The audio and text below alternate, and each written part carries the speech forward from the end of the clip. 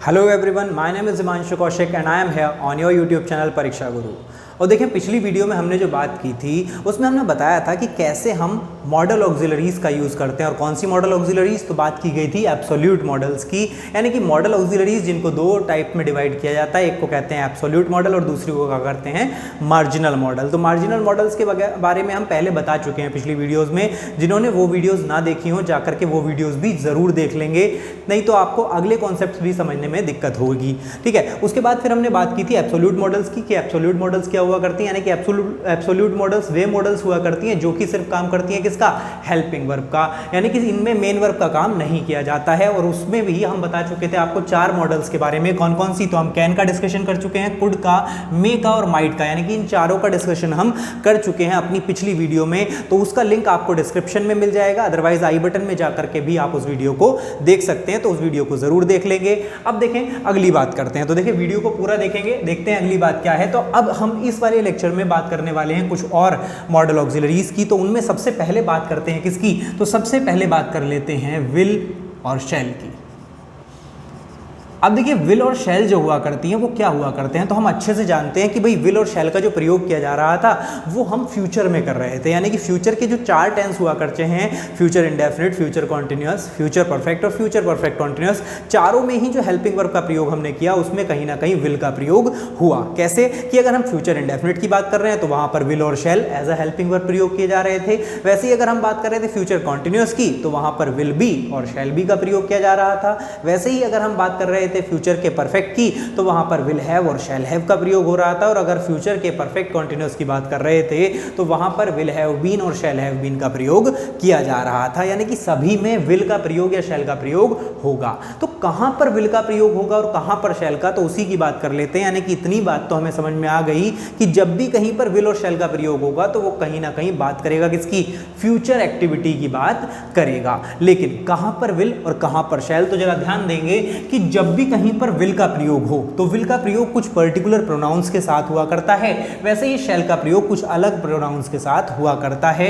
यानी अगर हम बात करें विल की तो देखिएगा विल का प्रयोग सभी प्रोनाउंस के साथ होगा। किस किस के, तो अगर हम बात करें आई और वी को छोड़कर, यानी कि आई और वी को छोड़कर बाकी जितने भी प्रोनाउन हमारे बचते हैं, कौन कौन से, तो बचा हमारा ही, शी, इट, दे, यू, और उसके अलावा चाहे कोई नाम भी हो, जैसे राम हो गया या श्याम हो गया। और अगर दोनों को मिलाकर भी लिखें, यानी कि राम और श्याम अलग अलग लिखें यहाँ पर, तो हमने यानी पर्टिकुलर राम है तो उसके लिए भी विल आएगा और श्याम है तो उसके लिए भी विल आएगा। और अगर दोनों एक साथ भी लिखे जा रहे हैं, यानी कि राम एंड श्याम भी है, तब भी वहां पर, यानी कि दो नाम एक साथ भी लिखे जा रहे हैं, तब भी वहां पर प्रयोग होगा किसका, विल का ही प्रयोग हुआ करता है। यानी कि आई और वी को छोड़कर बाकी जितने भी प्रोनाउन हमारे बचे उन सभी के साथ हम प्रयोग करते हैं किसका, विल का प्रयोग करते हैं। उसी प्रकार कोई भी नाम हो उसके साथ भी हम प्रयोग करेंगे किसका, विल का ही प्रयोग किया जाता है। यानी कि बाकी के जो दो बचे हैं वो कौन से बचे हैं, आई और वी। तो आई के साथ एंड वी के साथ हमेशा जो प्रयोग हुआ करता है वो किसका हुआ करता है, शैल का प्रयोग हुआ करता है। लेकिन अब अगर बात करें कि आई और वी को छोड़कर बाकी सबके साथ तो विल आएगा, लेकिन आई और वी के साथ क्या आएगा, शैल आएगा। कैसे, जैसे मान लिया कि हमने सेंटेंस ले लिया, सेंटेंस हमेशा याद रखेंगे कि डिपेंड करेगा किस पर, यानी विल और शैल का प्रयोग किस पर डिपेंड करेगा, तो जो हमारा सब्जेक्ट आ रहा है। जैसे हमने डू और डज में किया था ना कि डू और डज का जो इस्तेमाल हुआ करता है वहां पर डज किसके साथ आता है, तो जब हमारा सब्जेक्ट सिंगुलर हुआ करता है उसके साथ डज आता है, और अगर हमारा सब्जेक्ट प्लूरल है तो उसके साथ डू का प्रयोग किया जाया करता है। तो अगर हम विल की बात करें तो ही के साथ आएगा क्या, विल आएगा। जैसे मान लिया हमने सेंटेंस ले लिया कि ही will go to Delhi tomorrow, तो he will go to Delhi tomorrow. और इसमें यहाँ पर आप देखें बात हो रही है किसी फ्यूचर की बात हो रही है, क्योंकि क्या आ रहा है, टुमारो आ रहा है और टुमारो आ रहा है, यानी कि बात हो रही है फ्यूचर की। तो जब जब फ्यूचर की बात होगी तो विल और शैल आएंगे। लेकिन विल कब आएगा और शैल कब आएगा वो डिपेंड करेगा किस पर, सब्जेक्ट पर। जैसे यहाँ पर ही आया तो ही के हिसाब से यहाँ पर क्या लगा दिया गया, विल लगा दिया गया। सोचिए ही की जगह शी आया होता तो भी विल लगाते, कोई दिक्कत नहीं थी। इट आया होता तो इट तो नहीं आ सकता क्योंकि इट जो नॉन लिविंग के लिए आया करता है और उसका प्रयोग जाने के लिए नहीं किया जा सकता। वैसे ही अगर दे आया करता तो दे का प्रयोग के साथ भी क्या होता, विल का प्रयोग हो जाता। यानी कोई सा भी आ जाए, सिर्फ किसको छोड़ करके, आई और वी को छोड़ करके। वहीं अगर आई और वी आ जाए तो आई अगर आता तो फिर वहां पर विल ना आ करके क्या आ जाता, शैल आ जाता। यानी कि आई शैल गो टू दिल्ली टुमारो। ठीक है, तो सभी के साथ क्या आ जाएगा, हमेशा आई और वी को छोड़ करके बाकी सभी के साथ विल आया करता है और आई और वी के साथ हमेशा शैल का प्रयोग किया जाता है। तो यहाँ तक की बात उम्मीद करता हूँ क्लियर हो गई होगी। लेकिन इसमें एक एक्सेप्शन भी है, अपवाद भी है। और अपवाद क्या है कि भैया आई और वी के साथ विल का प्रयोग नहीं किया जाता। लेकिन अगर हम मॉडर्न इंग्लिश की बात करें तो वहां पर शैल का प्रयोग बहुत ही कम कर दिया गया है। यानी कि कोई ज़रूरी नहीं है कि इस वाक्य में आप शैल का इस्तेमाल करें ही करें। अगर आप चाहें तो इस वाक्य में भी विल का इस्तेमाल कर सकते हैं जनरल बोलचाल की भाषा में। लेकिन उसके अलावा एक्सेप्शन क्या है, तो एक्सेप्शन ये है कि 3 तरह के केसेस हुआ करते हैं जिनमें आई और वी के साथ भी हमेशा विल का ही प्रयोग किया जाएगा। कौन कौन से केसेस हुआ करते हैं, तो जब भी कहीं पर बात हो रही हो डिटर्मिनेशन की, जब भी कहीं पर बात हो रही हो किसी को प्रॉमिस करने की, या फिर बात हो रही हो वार्निंग या थ्रेट देने की किसी को, तो हर उस जगह पर जहां पर इन तीनों से रिलेटेड बात हो रही होगी वहां पर आई और वी के साथ हमेशा क्या आएगा, विल का प्रयोग किया जाएगा, ना कि शैल का। कैसे, जैसे मान लिया कि थ्रेटन करने की बात हो, जैसे आपने सेंटेंस सुना होगा कि आई विल किल यू, तो ये डराने धमकाने की बात हो रही है, थ्रेटन करने की बात हो रही है, वार्निंग देने की बात हो रही है। तो वहां पर आई के साथ विल आया और सेंटेंस में कोई गलती नहीं है, सेंटेंस बिल्कुल ठीक है। उसी प्रकार अगर डिटर्मिनेशन की बात हो तो डिटर्मिनेशन किसको कहते हैं, यानी कि जब भी हम किसी चीज को दृढ़ता से कहें तो उसी को डिटर्मिनेशन कहते हैं। जैसे माना कि सेंटेंस आ गया कि स्वराज इज अवर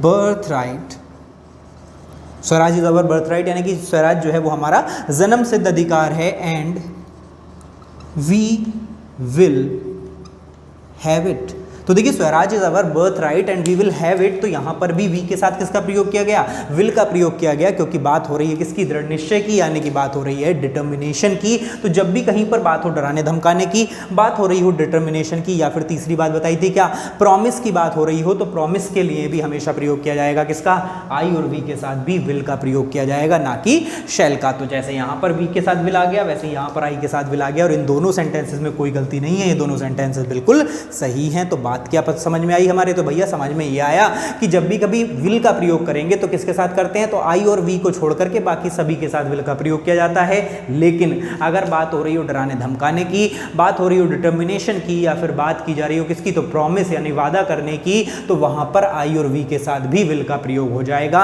अदरवाइज इसके साथ हमेशा प्रयोग होता है किसका, शैल का प्रयोग किया जाता है। तो यहां तक की बात उम्मीद करता हूं समझ में आ गई होगी। अब देखिए बात करते हैं आगे की, दो और हेल्पिंग वर्ब देख लिया करते हैं, यानी कि यहाँ पर तो विल और शैल की बात की, उसके अलावा बात कर लेते हैं वुड और शुड की। तो देखेंगे वुड और शुड के लिए अगर हम बात करें तो किस तरह से उनका यूज किया जाएगा। तो सबसे पहले वुड का बात कर लेते हैं। तो देखिए वुड जो प्रयोग किया जाता है वो एक बात तो निश्चित है कि भाई वुड जो होगा वो विल की पास्ट फॉर्म हुआ करती है। जैसे विल का वुड हो जाता है डायरेक्ट से इनडायरेक्ट बनाते समय, शैल का शुड हो जाता है, कैन का कुड हो जाता है और मे का माइट हो जाया करता है। उसी प्रकार चूंकि विल का वुड हुआ, यानी कि विल जो था वो एक तरह से प्रेजेंट फॉर्म के तौर पे प्रयोग किया जाता है, और वुड जो हो जाती है वो उसकी पास्ट फॉर्म को इस्तेमाल की जाती है। यानी कि कहीं पर भी अगर सेंटेंस कुछ इस तरह से आ गया कि Ram said to Sita, comma inverted commas begin, he will play a friendly match tomorrow, कर देंगे आगे को, ठीक है। तो अगर हम इसको चेंज करेंगे तो क्या हो जाएगा, यहां पर तो हो जाएगा कि Ram told Sita that he, will का क्या हो जाएगा यहाँ पर, तो यहाँ पर विल का वुड कर दिया जाता है। यानी कि विल तो हमारे डायरेक्ट सेंटेंस में आ रहा था और जब उसको इनडायरेक्ट में कन्वर्ट किया तो वहाँ पर विल की जगह क्या कर दिया गया, वुड का प्रयोग कर दिया गया। तो वो डिपेंड करता है किस पर, सेंटेंस पर डिपेंड करता है कि यहाँ पर ये प्रेजेंट में था और यहाँ पर ये इसको पास्ट में कन्वर्ट कर दिया, तो विल का क्या हो गया, वुड हो गया। तो उम्मीद है यहाँ तक की बात समझ में आ गई होगी। उसके अलावा अगर हम वुड का प्रयोग करेंगे तो वुड का प्रयोग विनम्र निवेदन के लिए किया जाता है। यानी कि जब भी हम किसी से कोई पोलाइट रिक्वेस्ट कर रहे हों, कैसे, जैसे माना हमने सेंटेंस इस्तेमाल किया कि would you grant me leave for one day यानी कि वुड यू ग्रांट मी, क्या मुझे आप प्रदान करेंगे लीव फॉर वन डे, यानी कि एक दिन की छुट्टी, यानी एक दिन का अवकाश मांग रहे हैं। तो क्या हो रहा है, विनम्र निवेदन हो रहा है। और जब भी कहीं पर विनम्र निवेदन की बात हो तो वहां पर इंटेरोगेटिव सेंटेंसेस में वुड का प्रयोग किया जाता है। कब, जब बात हो रही हो किसकी, विनम्र निवेदन की बात हो रही हो। तो जैसे यहाँ पर वुड यू का प्रयोग कर लिया गया, यानी कि किसी से विनम्र निवेदन किया जा रहा है। वैसे ही कोई घर पर आया और उससे पूछ लिया कि would you like to take tea और कॉफी, की आप चाय लेंगे या कॉफी, तो वहां पर भी निवेदन किया जा रहा है, पूछा जा रहा है, तो वहां पर भी वुड का प्रयोग इंटेरोगेटिव में कर लिया करते हैं। कब, जब बात हो रही हो विनम्र निवेदन। उसके अलावा अगर हम बात करें तो उसके अलावा वुड का प्रयोग जब भी हम बात कर रहे हो किसी हैबिट की, जैसे जहां पर यूज टू का प्रयोग किया जाता है ना, वहां पर अगर आप चाहें तो वुड का भी प्रयोग कर सकते हैं। कैसे, जैसे माना कि सेंटेंस आ गया कुछ इस तरह से कि when I was in Delhi, When I was in Delhi, तो अब यहाँ पर किसी चीज़ का यूज टू है, यानी कि हम जब दिल्ली में थे, जब मैं दिल्ली में था तो क्या कर लिया करता था, तो किसी चीज़ का मान लिया यूज टू था, तो किसी चीज़ के लिए यूज टू होते हैं तो वहाँ पर यूज टू का तो प्रयोग किया ही जाएगा, यानी कि किसी चीज़ के हैबिचुअल हैं तो यूज टू का प्रयोग कर लिया करते हैं। लेकिन अगर हम इस सेंटेंस को कुछ इस तरह से इस्तेमाल करें कि When I was in Delhi, I would go to church daily, यानी कि जब मैं When I was in Delhi, यानी कि जब मैं दिल्ली में था, I would go to church, यानी कि मैं चर्च जाने का आदी था, यानी कि चर्च जाया करता था रेगुलरली, तो वहाँ पर वुड का प्रयोग कर लिया गया। अच्छा, इस वुड की जगह अगर आप चाहें तो यूज टू का भी प्रयोग कर सकते हैं, क्योंकि यहाँ पर सेंस वही निकल रहा है, यानी कि पास्ट की किसी हैबिट को दर्शाने की बात हो रही है, तो वहाँ पर वुड और यूज टू में से किसी का भी प्रयोग किया जा सकता है। तो इन जगह पर भी वुड का प्रयोग कर लिया जाता है। उसके अलावा अगर हम बात करें तो जब हम कंडीशनल सेंटेंसेस की बात करते हैं तो कंडीशनल सेंटेंसेस में जब भी अनरियल सिचुएशन की बात हुआ करती है, अनरियल कैसे, यानी कोई सिचुएशन अभी हुई ना हो लेकिन हम उस चीज के बारे में सोच रहे हों कि अगर ऐसा होता तो मैं ऐसा करता। जैसे सेंटेंस आ गया कि if I were a doctor, तो यानी कि if I were a doctor, यानी कि अगर मैं डॉक्टर होता। अब यहाँ पर आई के साथ वर का प्रयोग किया गया है। ये सेंटेंस कंडीशनल सेंटेंस है, और कंडीशनल सेंटेंस में जब इस तरह से आ जाए, यानी कि बी वर्ब का प्रयोग किया जा रहा हो एक सेंटेंस में, तो दूसरे सेंटेंस में वहां पर वुड का प्रयोग किया जाता है। कैसे, कि if I were a doctor, यदि मैं एक डॉक्टर होता तो I would help the poor, यानी कि अगर मैं एक डॉक्टर होता तो मैं गरीबों की सहायता करता। तो वहां पर भी आई के साथ किसका प्रयोग कर लिया गया, वुड का प्रयोग कर लिया गया। जब हम बात कर रहे थे किसकी, कंडीशनल सेंटेंस की बात कर रहे थे, तो फर्स्ट क्लॉज हमारी बात कर रही है किसकी, कंडीशन की, और दूसरी क्लॉज एक तरह से रिजल्टिंग क्लॉज का काम कर रही है। तो जब कंडीशनल क्लॉज में वी वर्ब का प्रयोग हुआ हो तो रिजल्टिंग क्लॉज में वुड के साथ वर्ब की फर्स्ट फॉर्म का प्रयोग कर लिया जाता है। तो यहां पर भी प्रयोग हो सकता है किसका, वुड का प्रयोग हो सकता है। उसके अलावा और अगर हम बात करें तो जैसे अभी हमने एक एग्जाम्पल आपसे लिया था, क्या हमने कहा था ना, would you like to take tea और coffee, would you like to take tea और कॉफी, तो वहां पर दूसरे की विश पूछी जा रही है कि आपकी क्या इच्छा है। तो जब भी विश को पूछने के लिए तो वहां पर तो वुड का प्रयोग किया गया। उसके अलावा अगर विश को बताने के लिए प्रयोग किया जाएगा तो भी किसका किया जाएगा, तो भी वुड का ही प्रयोग किया जाया करता है। कैसे, जैसे हमने पूछा कि would you like to take tea और कॉफी, तो वो जवाब क्या देगा कि I would like to take tea, या फिर कॉफी के लिए कहे तो वहां पर भी प्रयोग किया जाएगा किसका, वुड का प्रयोग किया जाता है। तो देखिएगा एक बार फिर से समझ लेते हैं किस किस बारे में वुड का इस्तेमाल किया गया। तो सबसे पहली तो हमने बात की क्या, कि विल के पास्ट फॉर्म के तौर पे इस्तेमाल होगा, जैसे यहां पर विल आ गया और नीचे वाले में वुड आ गया। उसी प्रकार दूसरी बात हमने की, जब भी हम बात कर रहे होंगे इंटेरोगेटिव में किसी से विनम्र निवेदन की, पोलाइट रिक्वेस्ट की, तो वहां पर भी वुड का प्रयोग किया जाता है। उसके अलावा अगर हम बात करें तो हमने बताया कंडीशनल सेंटेंस जब भी होगा तो वहां पर यूज किया जाएगा किसका, वुड का इस्तेमाल किया जाएगा। जैसे हमने यहाँ पर वुड का इस्तेमाल किया, उसी प्रकार यानी कि यूज टू की जगह पर भी वुड का इस्तेमाल वहां पर कर लिया गया। उसी प्रकार अगर हम बात करें दूसरे कंडीशनल सेंटेंस की, तो जब यहाँ पर बी वर्ब का प्रयोग होगा तो यहाँ पर भी वुड का प्रयोग कर लिया जाता है। उसके अलावा विश किसी की बात पूछनी हो या विश किसी को बतानी हो तो वहां पर भी वुड का प्रयोग किया जाया करता है। तो इतनी जगहों पर हमने बताया कि आपको वुड का प्रयोग होता है। उसके अलावा एक छोटी सी बात जान लेते हैं कि अगर हम शुड की बात करें तो शुड के लिए हम बात करने वाले थे, लेकिन शुड का एक्चुअल जो आपको अच्छे से समझ में आएगा जब हम बात करेंगे शुड और टू और मस्ट की, तीनों की एक साथ, और वो बात करेंगे नेक्स्ट वीडियो में। अभी के लिए हम छोटी सी बात समझ लेते हैं कि हम इतना तो अच्छे से जानते हैं कि भैया शुड का जो प्रयोग किया जाता है वो शैल की पास्ट फॉर्म के तौर पर किया जाता है। तो शैल की पास्ट फॉर्म जब भी, जैसे यहाँ पर तो विल आ रहा है, लेकिन अगर यहाँ पर मैं आई कर देता तो यहाँ पर विल नहीं आता, अब क्या आता है, यहाँ पर शैल आता, और शैल को जब कन्वर्ट कर देते तो यहाँ पर क्या आता, तो शुड आ जाता। ठीक है। तो यहाँ पर शुड का प्रयोग कर लिया जाता है। तो जब भी कभी शैल की पास्ट फॉर्म का जिक्र होगा तो वहां पर हमेशा प्रयोग किया जाएगा किसका, शुड का प्रयोग किया जाया करता है। उसी प्रकार एक्टिव से पैसिव में भी हुआ करता है कि एक्टिव से पैसिव में जब बदला करते हैं तो सब्जेक्ट को ऑब्जेक्ट और ऑब्जेक्ट को सब्जेक्ट बनाते हैं, तो वो भी डिपेंड करता है सब्जेक्ट पर कि हमारा जो सब्जेक्ट है उसी के अनुसार हमारी वर्ब भी लगाया करते हैं, यानी विल हो चाहे शैल हो, तो वो डिपेंड करता है हमारे सब्जेक्ट पर। तो उम्मीद है यहाँ तक की बात समझ में आ गई होगी। तो ये हमने बात की हमारी 4 वर्ब्स के बारे में, किस किस के बारे में, तो हमने बात की विल के बारे में, हमने बात की शैल के बारे में, वुड के बारे में, और थोड़ी सी बात हमने शुड के बारे में आपको बताई है।